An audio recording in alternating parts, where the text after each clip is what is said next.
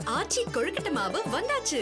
ஆச்சி கொழுக்கட்டை மாவிற்கு கொழுக்கட்டை அச்சை கேட்டு வாங்குங்கள்.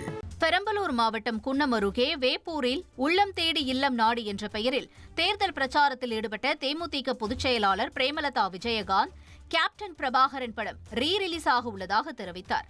அத்துடன் இடைவேளையில் இன்ப அதிர்ச்சி காத்திருப்பதாக அவர் கூறியதும் தொண்டர்கள் ஆரவாரம் செய்தனர். 22ஆம் தேதி கேப்டன் பிரபாகரன் படம் ரிலீஸ் ஆகுது.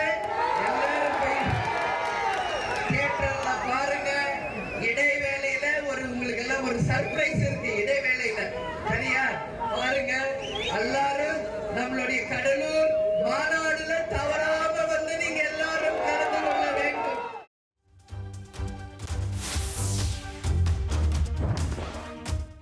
கடலூர் அருகே சோனாங்குப்பம் மீனவ கிராமத்தில் பஞ்சாயத்து தலைவரை தேர்ந்தெடுப்பது குறித்து நடந்த கிராம பஞ்சாயத்து கூட்டத்தில் 2 தரப்பினருக்கு இடையே வாக்குவாதம் ஏற்பட்டது.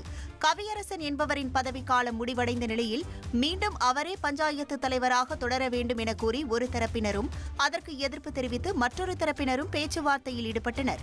அப்போது வாக்குவாதம் ஏற்பட்டு தள்ளுமுள்ளு ஆனதால் போலீசார் 2 தரப்பையும் தடுத்து கோவிலை விட்டு வெளியேற்றினர்.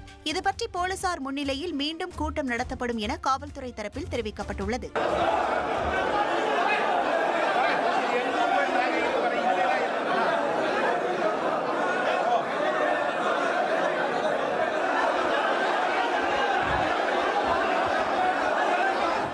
ஆச்சி கொழுக்கட்டை மாவு வந்தாச்சு.